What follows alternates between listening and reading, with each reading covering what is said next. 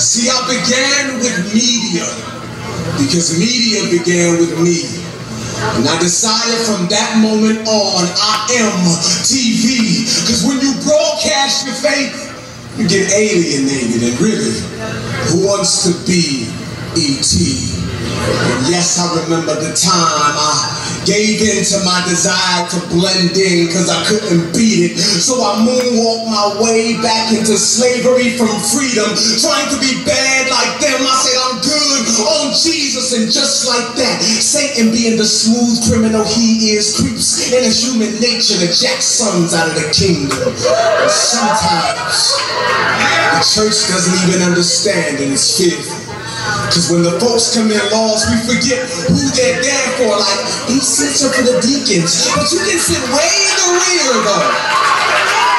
Or when someone just gets saved and leaps in praise because they're cheerful, somebody taps their neighbor like, I told you he was a weirdo.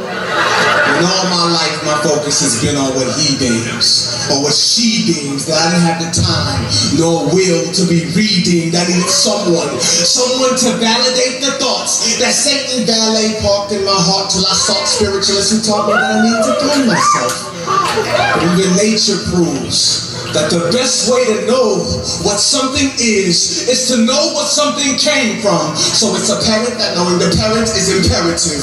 But my original parents were flawed. So I had to change parents, and trans means change. So I had to become transparent, and God could see me through because he had to see through me to show me who I am in him. And God told me that the only place that I would ever fit in was his arms, and I could see that I was different because there was no difference between standing out and outstanding. And I am unique, and I am his seed, and I am a blood-washed child of his kingdom. And instantly I received it. So even when people think that I'm fake, and I thank them, because one day I prayed to be Christ's imitation. Tribulations, I eat them for dinner, with persecutions for breakfast, and yes, it's hard to swallow and too big for me to stomach this burden, so I throw up my arms like white flags, because I'm believing to this earth, plus surrendering this worship.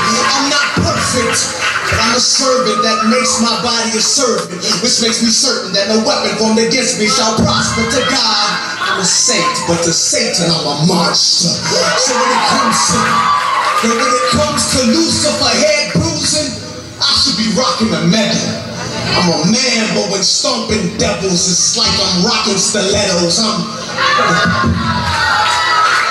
We're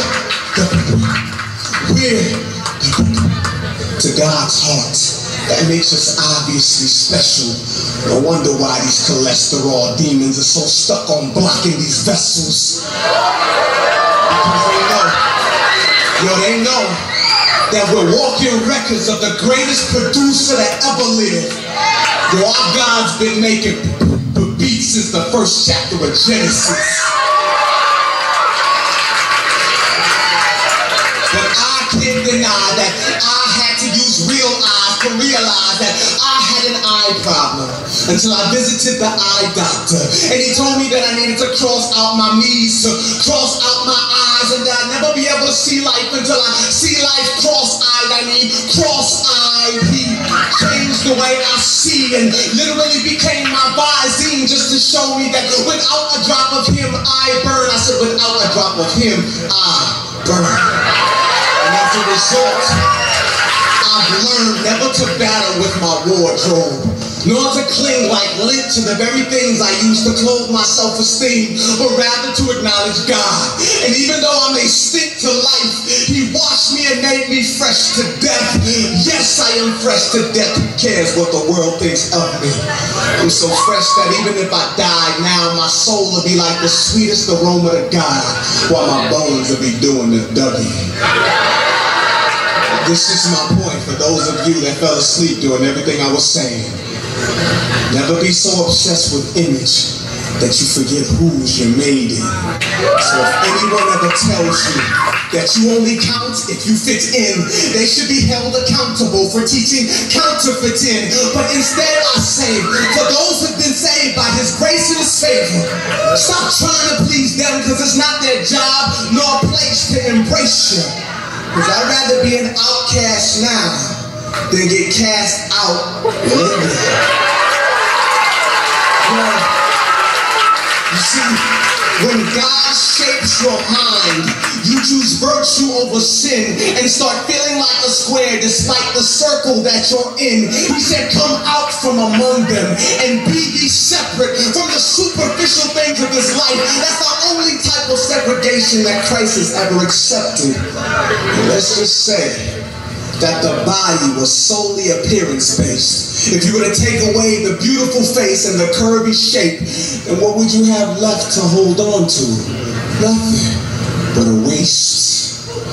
So when I look into a mirror, instead of seeing my flyness, I simply behold the graceful skills of a magnificent pilot, recognizing that I was born like this to conform to his likeness, and that my only identity crisis was an identity crisis, my failure to see and identify who Christ is. See, my advice is plain. If you're tired of trying to fit into the world, let's pretend this is our fitting room. Change.